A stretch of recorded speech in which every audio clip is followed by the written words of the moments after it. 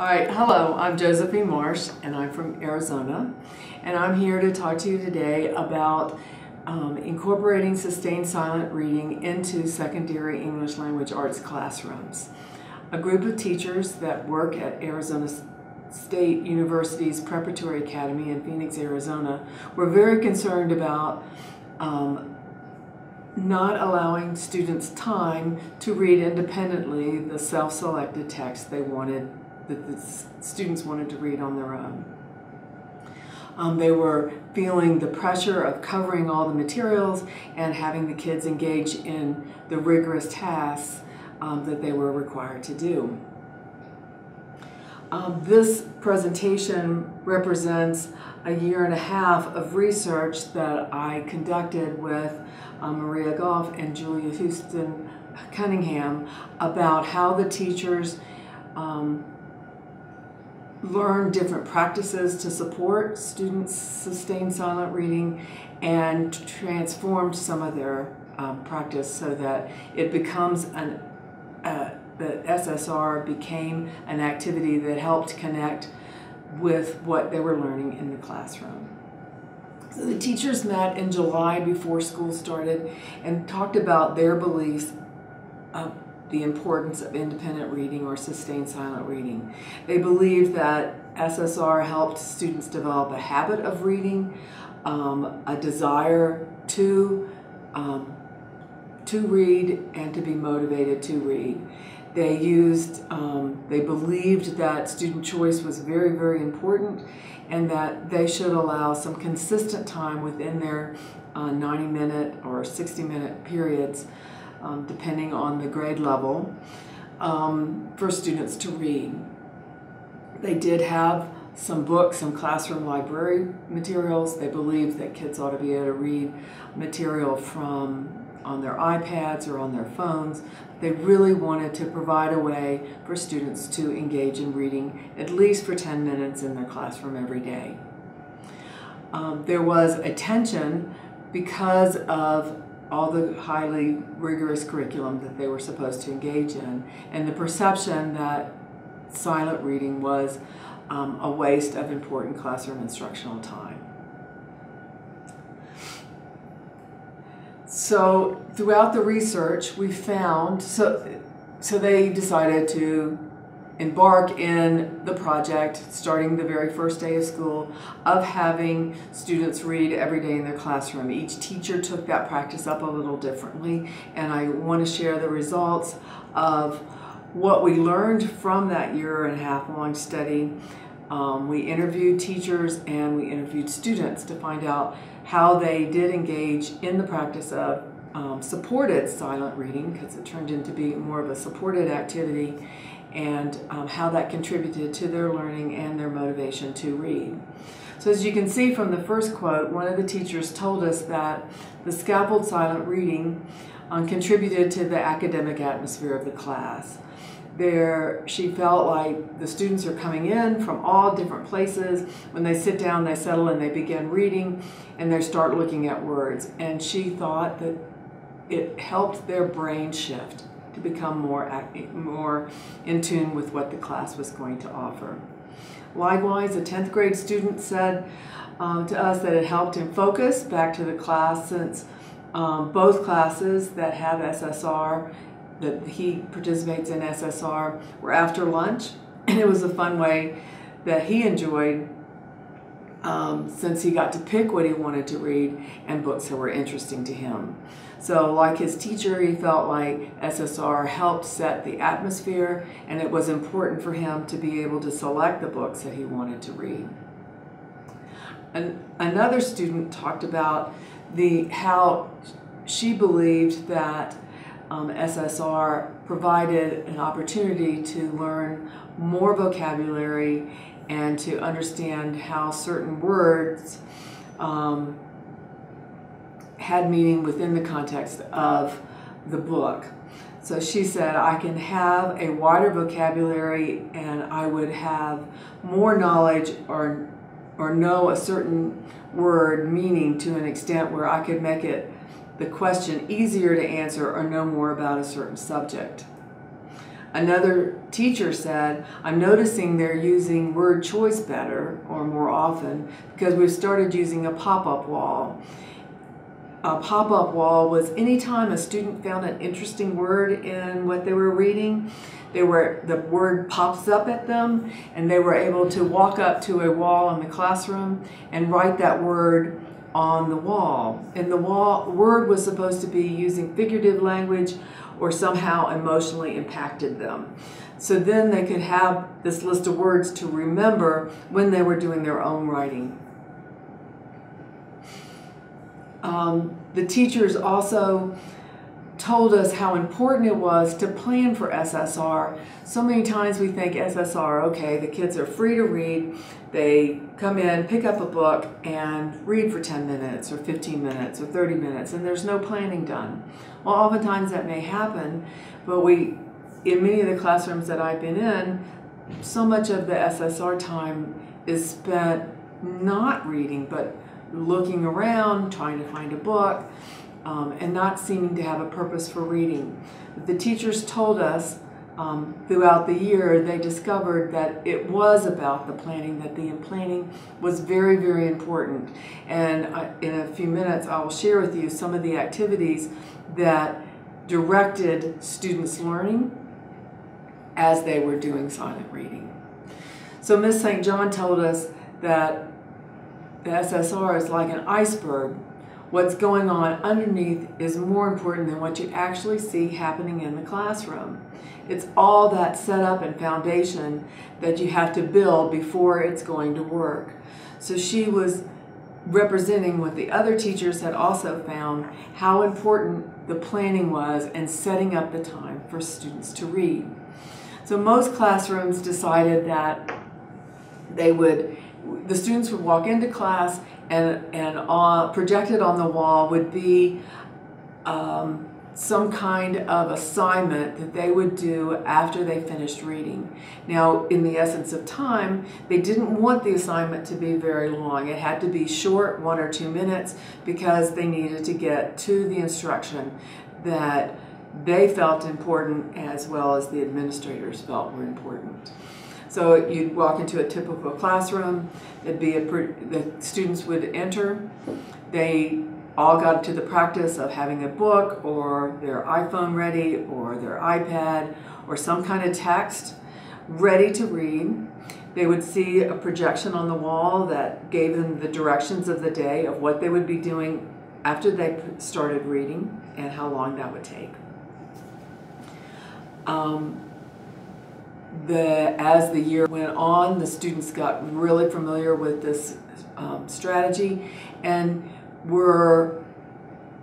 the teachers noticed, as well as the students, when they didn't do SSR, when the teacher went right into instruction as opposed to doing this 10 to 15 minute activity, they felt like they weren't quite as engaged in the rest of the lesson as when they started with the SSR.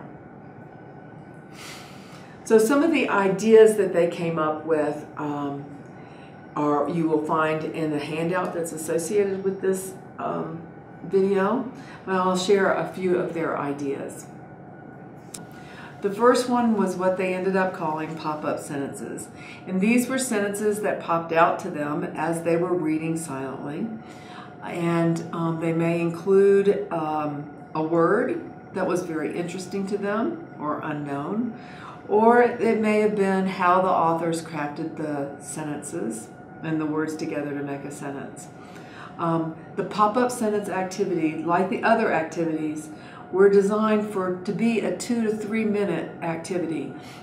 They wanted to spend 10 to 12 minutes in reading, 1, 2, 3 minutes in some kind of exercise after they finished reading to help support and make connections to what they were learning in class. So examples of pop-up sentences, they may, when the students would come into class, they started a routine. The students would come into class, they would sit down, and they knew they were supposed to be reading. They could read a book or any kind of text. They could read it in hardcover, they could read it on their iPad, or they could read it on their phones. The routine developed to be the students would walk into class and they would see projected on the board their directions for the day. What were they going to do after they finished reading? They knew they were to sit down and start reading. Usually the directions would say read for 10 minutes and then do a pop-up sentence or whatever the follow-up activity was going to be, and directions were given. For example, one time, at the end of reading, they were probably asked to find an interesting word, a descriptive word, a scary word, and any emotional word that they could find in there, and identify that word and write their sentence in a 3-column notebook. So they'd write the sentence where the pop-up word was, and they called it a pop-up sentence. They would highlight or underline the word. And then in the next column, they did different things. Sometimes they wrote the denotation of the word. Sometimes they wrote the context. They would infer a context clue definition of the word. But always they would write the sentence, highlight the target word, and then do something else. So they would do a denotation. And then after the denotation, they may do some kind of personal response to the word or the vocabulary word. They may write a connotation for the word. They may analyze how the author used the words to make that feeling. But they would write some kind of personal response to that word. And you can see it in these pop-up sentences, in these notebooks. And they did it every day that they did silent reading. And that was more of a focus on vocabulary. And sometimes they would focus on writer's effect. So they would still pick out a word or a sentence and put it in their notebook. They would also talk about how those words and word choice impacted the story. So it may just be a sentence with a highlighted word or words, and then a personal response was how that word impacted the feeling of the story, how the authors may have decided to choose those words, and what made those words powerful. They may use pop-up sentences when they were studying grammar. So the pop-up sentence activity after they finished reading may be to find a compound sentence and write it in their notebook, or find a word with an interesting adverb or adjective and underline that part of speech. So there were different things that they would do to focus their attention on maybe punctuation, sentence structure, or paragraph structure, or sentences. They also would focus on descriptive writing. A big push at the school was to write descriptively. And so they may ask students to select a sentence that really represented some very descriptive sentences that made their senses be alert, and added description for the character or the setting of the story. And they would write those sentences in their notebook and then reflect on how that sentence helped them to have those feelings or enrich the descriptions and impact the comprehension of the story. One of the fun activities I saw for pop-up sentences was when the public speaking teacher had the students pick out a pop-up sentence and then perform it and represent their sentence in a scary way, or in a funny way, or in an emotional way. So each student would quickly stand up and present their pop-up sentence to the class. Other ideas, in addition to the pop-up sentences, their middle school classrooms were very focused on writing summaries and understanding the writing of how to write a summary. So after the reading period, the 10 or 12 minutes that the students read, they would have 1 minute to write a one-line summary of what they had just read, or they would do what they called dot point summaries, where it was basically bullet points, and they'd have 2 or 3 minutes to write as many bullet points as they could that summarized what they had read. One of the more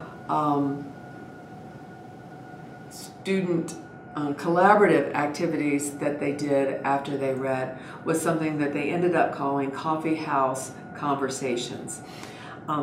During this activity, it only happened every 2 to 3 weeks, a group of students would get together to talk about what they had been reading during sustained silent reading time, or what became known as scaffold silent reading time. The teacher planned these events, so 2 to 3 weeks prior to when they were going to have a discussion, she would project on the board what the theme was going to be for that discussion. So students would write notes around a theme based on what they were reading and bring those notes to a discussion where every student had read some different kinds of text, but they were to make connections with each other about that theme, how their book or what they were reading related to the theme. For example, one group of students were reading Macbeth. So the theme was the idea of ambition and pushing beyond the limits. So students, as they read for that 2 or 3 week period, they were finding examples of ambition or pushing the limits in what they were reading as they were studying Macbeth in their classroom. So at the end of the 2 to 3 week period, they brought notes together, and their guiding question was, how can you relate the idea of ambition or pushing the limits to what you were reading in your textbooks?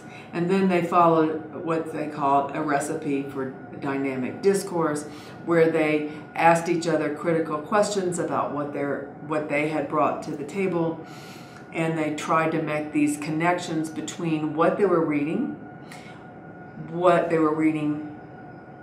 in class, and the theme of ambitions and pushing beyond the limits. This is just a few of the ideas that the teachers developed over the course of the year. These allowed them to hold on to their beliefs that silent reading does facilitate a love for reading. It helps set the academic atmosphere to one that is literacy rich, and students were more engaged in the activities that were coming after the sustained silent reading. And it allowed sustained silent reading to support the objectives of the class and what they were learning in the class. Please try some of these activities. Click on the handout and get the directions. And after you've tried them in your classroom, let me know how it went. You can contact me at josephine.marsh@asu.edu. I'd be happy to receive your email and see how your supported or scaffold silent reading is going in your secondary classrooms. Thank you very much, and I hope to hear from you soon.